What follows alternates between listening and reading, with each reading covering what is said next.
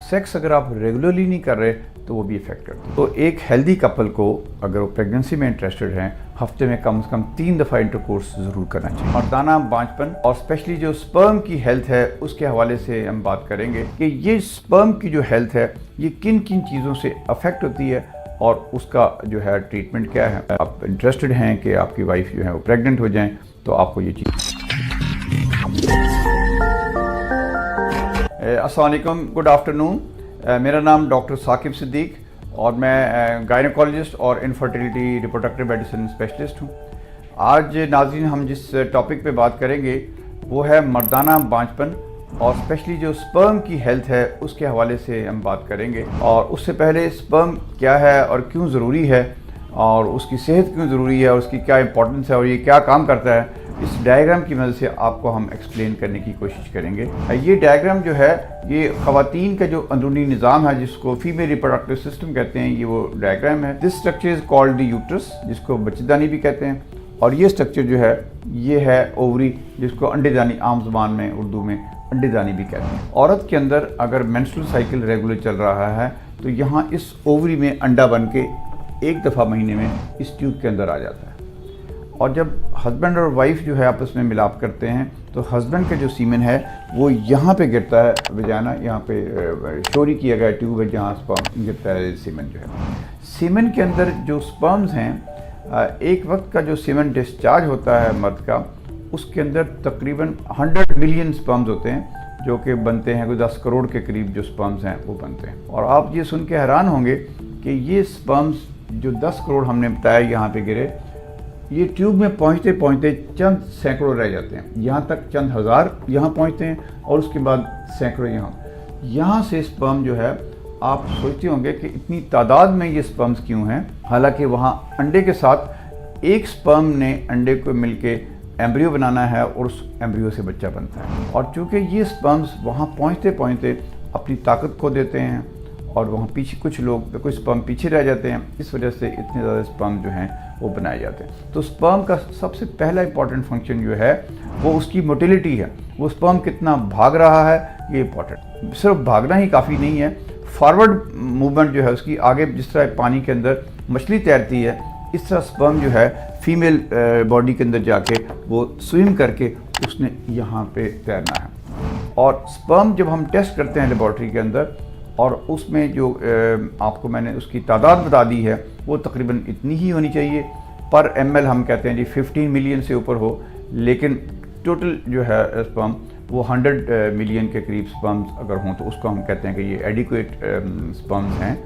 और स्पर्म्स की जो मोटिलिटी हम कहते हैं कि वो है तकरीबन 32% जो स्पर्म्स जो हैं इसमें से वो फॉरवर्ड जो इम्पोर्टेंट मूवमेंट जिसकी उन्होंने बात की वो 32% के करीब ऐसे होनी चाहिए जो मूव करते हों।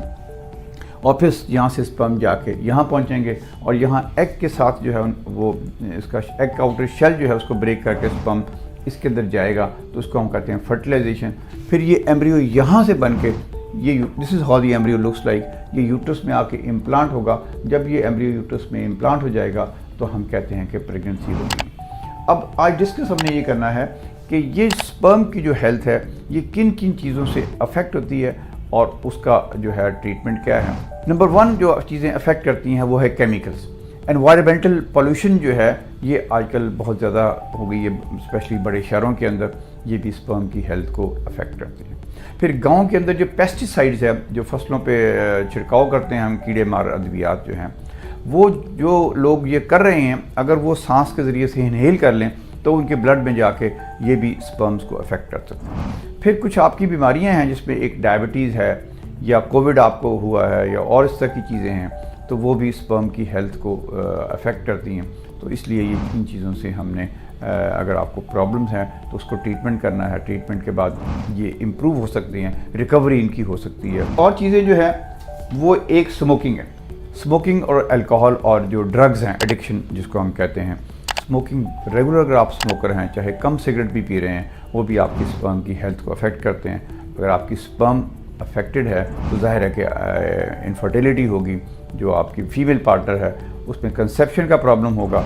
सो सिगरेट स्मोकिंग जो है वो आप तंबाकू नोशू, चाहे सिगरेट है, चाहे हुक्का है, चाहे सिगार है, चाहे शीशा है, उसको आप अवॉइड कीजिए और ये भी स्पर्म को अफेक्ट कर सकती है। फिर अल्कोहल जो है अगर वो है तो वो भी अफेक्ट कर सकती है। स्पर्म के बारे में हम कहते हैं बिल्कुल स्टॉप कर दें। अल्कोहल अगर आप करते हैं तो जितनी कम कर सकें अल्कोहल को तो उसको कम कर दीजिए। और अगर खुदा न खास्ता आप किसी वजह से हेरोइन वगैरह जिस तरह की कोई भी जो ड्रग्स हैं वो लेते हैं तो वो स्पर्म को अफेक्ट कर सकती हैं।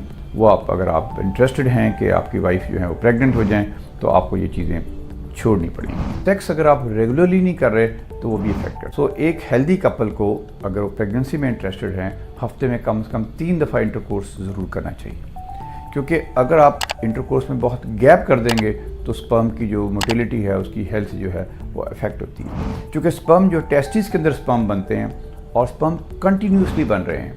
सो अगर आपने जो आज सेक्स किया है तो जो स्पर्म बन चुके हैं वो आज डिस्चार्ज हो गए, और अगर नेक्स्ट जो सेक्स है आप 2 हफ्ते के बाद कर रहे हैं तो 2 हफ्ते के बाद जो आपने स्पर्म निकाले और औरत के अंदर डिस्चार्ज किए तो वो 2 हफ्ते पुराने हो गए।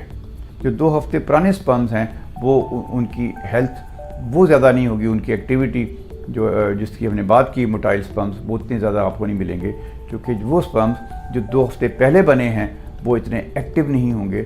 जो अभी बने चंद दिन पहले वो तो होंगे, लिहाजा वो जिसकी हमने बात की 32% वो आपको नहीं मिलेंगे। मेल बेबी पैदा होता है तो उसके सबसे पहले डॉक्टर की ड्यूटी ये है, डॉक्टर या जो भी मिडवाइफ डिलीवरी कर रही है, कि उसके जो पीनस और टेस्टिस को एग्जामिन करें।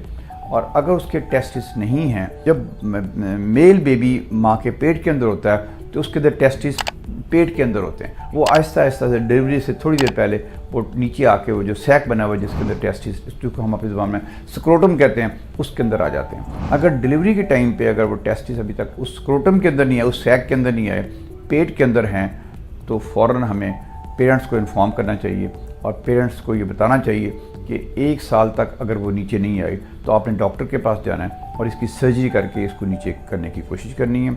और 2 साल तक भी अगर नहीं आए तो 2 साल के अंदर अंदर सर्जरी लाजमी हो जानी चाहिए, क्योंकि ये टेस्टिस पेट के अंदर अगर रहेंगे तो ये स्पर्म की हेल्थ को बहुत ज़्यादा अफेक्ट करेंगे। और स्पर्म काउंट जो है वो 0 भी हो सकती है अगर किसी बंदे के टेस्टिस जो हैं उसकी उम्र जो है 20 साल 25 साल हो गई है, अभी तक टेस्टिस उसके नीचे नहीं लाए गए सर्जरी के ज़रिए से, पेट के अंदर पड़े हुए हैं, तो वो एज़ोस्पर्मी जिसको हम कहते हैं कि उसके स्पर्म। दूसरी बात यह है कि ये जो टेस्टिस पेट के अंदर रह गए हैं और वो हाई टेम्परेचर में एक्सपोज हो गए हैं तो उसमें टेस्टिस के अंदर कैंसर भी हो सकता है। सो ये बहुत इंपॉर्टेंट मैसेज है। अगर किसी की घर में डिलीवरी हो रही है तो जो भी घर में लोग मौजूद हैं बच्चे को ज़रूर मुआयना करें और टेस्टिस का मुआयना करें। अगर टेस्टिस नहीं हैं तो 1 साल तक देखें कि वो खुद से नीचे नहीं आए तो उनकी सर्जरी होनी चाहिए। एक और फैक्टर रह गया बताना, वो स्ट्रेस जो है। अगर आप बहुत ज़्यादा जो है स्ट्रेस में हैं या कोई इमोशनली आप डिस्टर्ब हैं, चाहे जॉब की वजह से, चाहे कोई घरेलू परेशानी की वजह से, तो वो भी स्पर्म्स को अफेक्ट कर सकते हैं। तो स्ट्रेस का भी मैनेजमेंट कीजिए। स्ट्रेस की मैनेजमेंट के लिए बेशुमार प्रोफेशनल हेल्प अवेलेबल है। फिर अगर सब चीज़ें आपने कर ली हैं तो कुछ मेडिसिन जो हैं वो भी आपको लेनी चाहिए, और उसके अंदर विटामिन ई जो है वो बड़ी हेल्पफुल है, और विटामिन सी और जिंक, इस तरह की चीज़ें।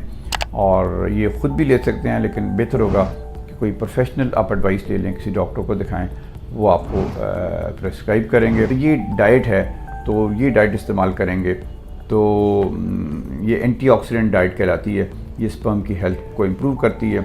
इसके अंदर अखरोट, आपने देखा होगा कि अखरोट जो है ये बहुत अच्छा एंटीऑक्सीडेंट है। तो दिन में 4 अखरोट जो है वो शख्स ज़रूर ले ले जिनके स्पर्म जो हैं उनकी हेल्थ अच्छी नहीं है। तो फिर पेठे के जो बीज हैं ये भी बड़े अच्छे, इसमें जिंक भी है, एंटीऑक्सीडेंट है, तो ये भी इनका इस्तेमाल भी करें। और प्लस ये भी एक लिखा आपने पढ़ा होगा कि टाइट अंडरवियर और जीन्स का इस्तेमाल तर्क कर दें, क्योंकि ये भी ज़्यादा जो है ना ये हीट प्रोड्यूस करते हैं टेस्टिस के अराउंड।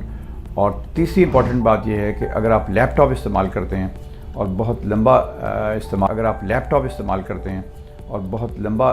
इस्तेमाल है तो लैपटॉप को जो गोद में ना रखें, इसको टेबल के ऊपर रखें, क्योंकि आपने देखा होगा कि कुछ घंटे इस्तेमाल करने के बाद वो लैपटॉप गर्म हो जाता है, और अगर गर्म हो गया और इस जगह को ज़्यादा हीट पहुँचाई है उसने तो टेस्टिस की हेल्थ अफेक्ट हो सकती है।